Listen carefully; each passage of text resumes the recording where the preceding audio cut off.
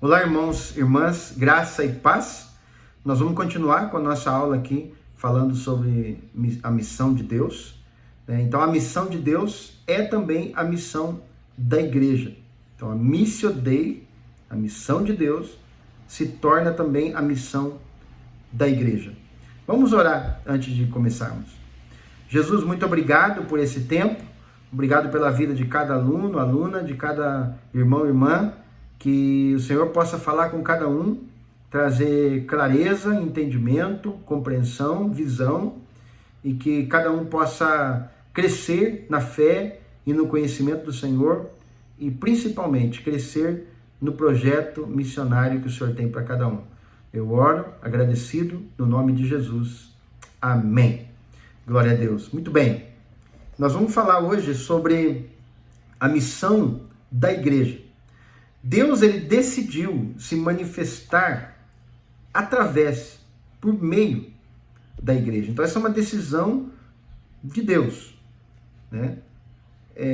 Ele quer mostrar para nós, né, qual é a riqueza, a beleza e toda a autoridade, também a especificidade da missão da igreja. Claro que Deus, ele não se manifesta somente pela igreja. Deus, ele também se manifesta e se revela através da criação. É o que nós chamamos da revelação geral de Deus.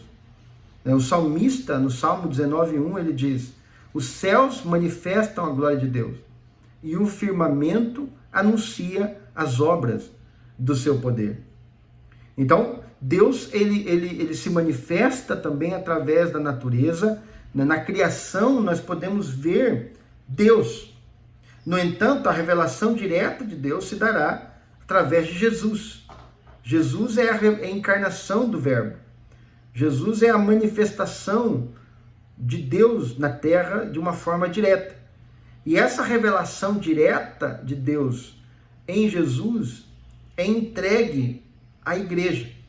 A igreja tem esse privilégio de anunciar o reino de Deus, que se deu de uma forma plena e completa na pessoa e na obra de Jesus Cristo de Nazaré.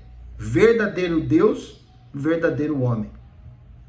Agora, quando eu falo da igreja, eu não estou querendo dizer uma denominação ou as denominações. Quando eu falo da igreja, eu falo da eclésia, da comunidade, da assembleia dos santos, daqueles que foram reunidos por uma afinidade. E a afinidade é justamente o sangue de Jesus, que foram comprados, que foram lavados, povo que foi remido, redimido pelo sangue de Jesus. Então a igreja de Jesus é maior do que uma denominação ou do que todas as denominações. A igreja de Jesus se reúne dentro das denominações, mas também a igreja de Jesus pode se reunir numa casa, debaixo de uma ponte, né, em porões, em lugares que não pode ter uma denominação formal, aonde o povo de Deus se reúne, aí está a igreja. É o que Jesus disse em Mateus 28, 18, 20. Onde estiverem 2 ou 3 reunidos em meu nome, aí eu estou no meio deles, eu no meio deles. Então, a igreja de Jesus, ela é a comunhão daqueles que creem. E esta igreja, ela se revela de diversas formas, em vários lugares. Né? Como eu disse, pode estar um grupo pequeno, numa prisão. Por exemplo, em Cuba, né, a igreja metodista mesmo, a maioria das igrejas metodistas se reúne nas casas, porque eles não podem construir templos novos, somente usam os templos que foram construídos antes da Revolução. Então, o grande segredo do crescimento da igreja de Cuba é a condição política e social que os levou a crescer através das casas. Então lá tem as igrejas são em casas onde não tem placa, onde não tem o nome, e as pessoas se reúnem nessas casas, onde muitas vezes o pastor mora ali no mesmo lugar onde é a igreja, e assim a igreja vai se multiplicando nas casas. Então a igreja traz com ela essa revelação direta de Deus. Mas eu quero citar um rei para vocês, um rei inca chamado Pachacútec, né, que teve uma revelação geral de Deus, ou a revelação geral de Deus. Né? Os incas adoravam o sol, que é chamado Inti. Mas esse rei Pachacútec, que reinou dos anos 1438 a 1471, e ele levou o Império Inca ao seu apogeu, construindo várias fortalezas, inclusive a mais famosa delas é Machu Picchu. Ele teve uma revelação do Deus soberano, o qual ele batizou no dialeto deles de Uiracocha, que era o Deus soberano, o Deus criador. E olha as conclusões que esse rei Pachacútec tem sobre esse Deus soberano. E ele vai comparar esse Deus soberano com o Deus Inti, que é o Sol. Ele vai dizer assim: Inti não pode ser universal. Se ao dar à luz a alguns, ele nega a outros. Ele não pode ser perfeito, se jamais consegue ficar à vontade descansando. Ele não pode ser também todo-poderoso, se a menor nuvem pode encobri-lo. Então veja que a declaração dele, ele está reconhecendo que existe um Deus que é maior do que o Sol, que é maior do que tudo, que é o Criador, que é soberano. O tema é que o rei Pachacútec não pôde conhecer a revelação direta de Deus através da igreja, e tampouco pôde proclamar esse Deus soberano para o povo mais pobre. E logo veio a conquista, então o povo mais pobre ficou com a sua adoração ao Inti. Então existem muitos povos em lugares remotos que possivelmente têm ou tenham tido também a revelação geral de Deus e tenham esse conhecimento geral de Deus através da natureza. No entanto, a igreja, ela tem a especificidade da mensagem do reino, da revelação que se deu através de Jesus.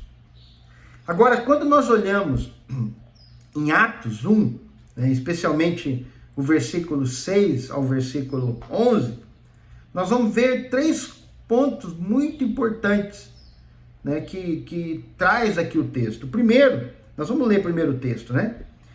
Então os que se haviam reunido lhe consultaram, Senhor, será este o tempo em que restaurarás o reino a Israel? E ele afirmou: não vos compete saber as épocas, as datas que o Pai estabeleceu por sua exclusiva autoridade. Veja, num primeiro momento, logo depois que Jesus ressuscitou e apareceu ali para os discípulos, eles perguntaram para Jesus se era o tempo de uma restauração do poder político a Israel. Ou seja, que a pergunta deles tem a ver com a opressão romana. Se agora o povo de Israel ia ser liberto da opressão do Império Romano. Então eles estavam centrados nessa questão política e acorrentados nesta esperança. E eles não estavam entendendo claramente o que Jesus queria. Que o reino dele não era desse mundo. E Jesus não está ali preocupado em alimentar essas especulações. E que eles deveriam centrar o pensamento deles no propósito específico da igreja.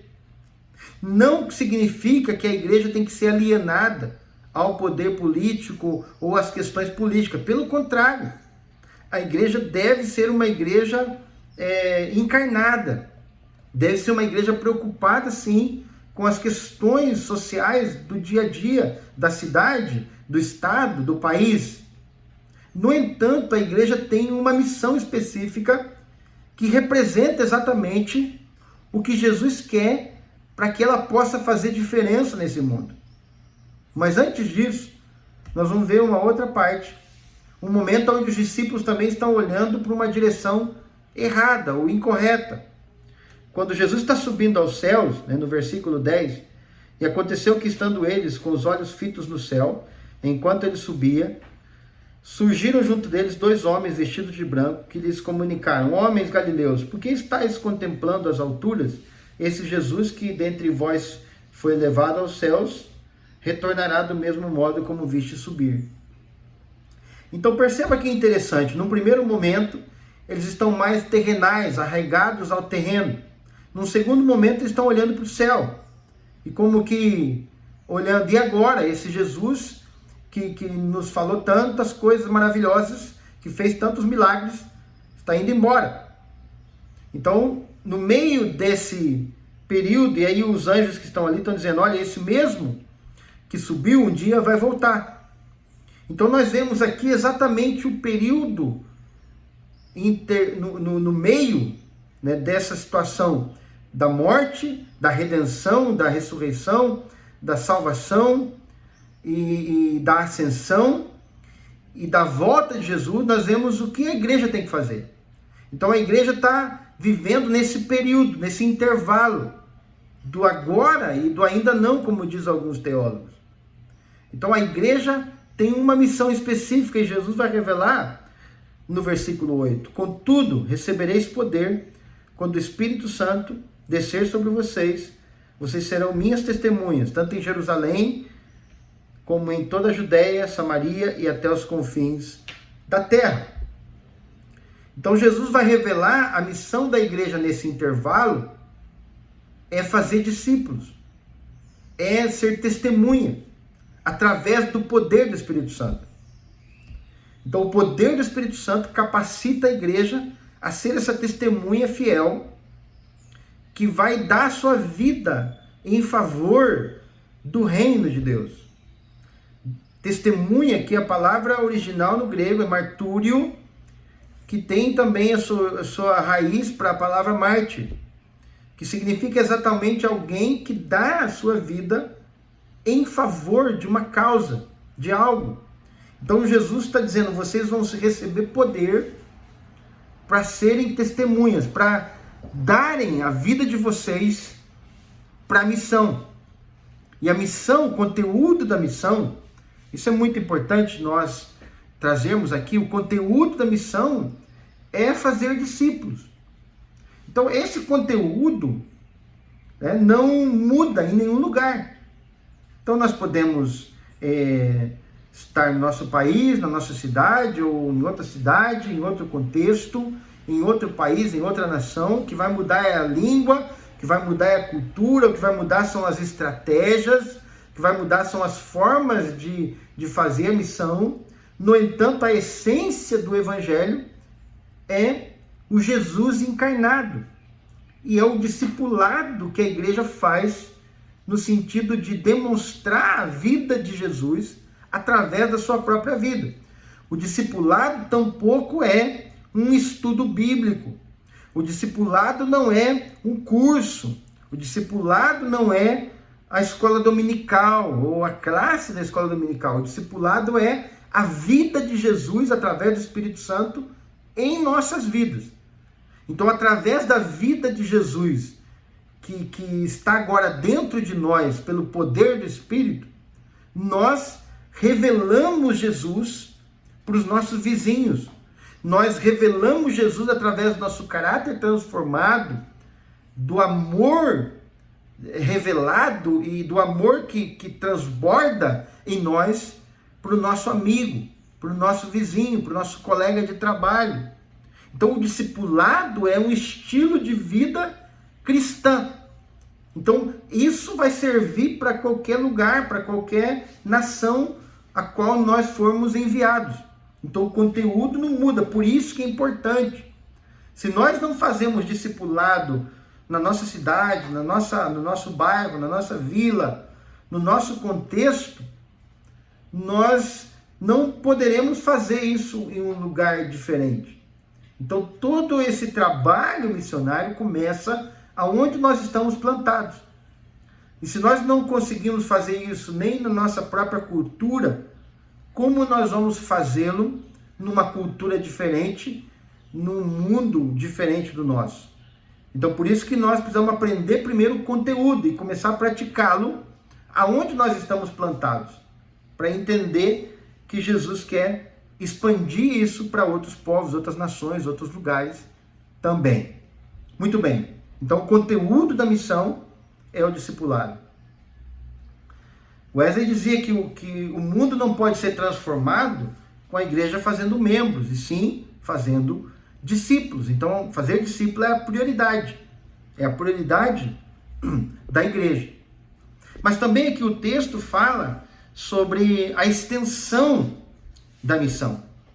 Fala que nós devemos, os discípulos deveriam ir, tanto como Jerusalém, Judéia, Samaria e até os confins da terra. Ou seja, ao mesmo tempo a igreja deveria pensar que todo o globo, todo o mundo conhecido da época deveria ser alcançado. Agora, algo interessante aqui, se nós olhamos o versículo 11, diz assim, e que eles comunicaram: homens galileus, por que estáis contemplando as alturas? Então veja que esses discípulos que estavam ali em Jerusalém eram galileus. E amados, a Galileia já era um lugar discriminado. Galileia dos gentios é chamado. Um lugar onde tinha já muita miscigenação cultural, racial. Um lugar não muito bem visto pelos judeus considerados puros.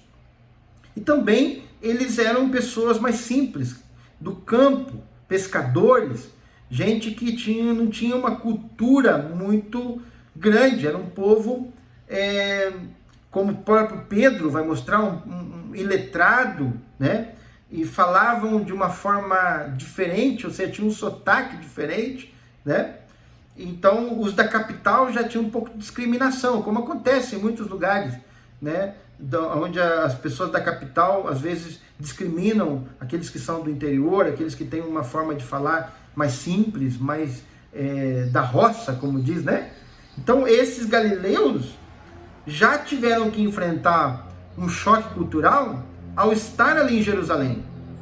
Então, agora Jesus está falando, vocês têm que ampliar muito mais ainda, vocês têm que sair de Jerusalém, toda a Judéia e Samaria e até os confins da terra. Então, o que Jesus está dizendo? A extensão do reino tem que ir além das fronteiras. É exatamente o que Jesus estava querendo dizer quando ele fala em João 14:12, que os discípulos iam fazer obras maiores do que ele fez. Isso não significava que os discípulos iam ser maiores que ele, mas que a extensão do reino, do trabalho da igreja, vai ser muito maior do que foi no início. E também aqui é uma informação importante, quando Jesus fala isso em João 14:12, ele fala: vocês vão fazer obras maiores, porque eu vou para junto do Pai. Isso também nos informa exatamente que Jesus está dizendo: vocês só serão capazes de estender o reino para todas as culturas, povos, raças, línguas e nações, porque eu concluí toda a obra redentora.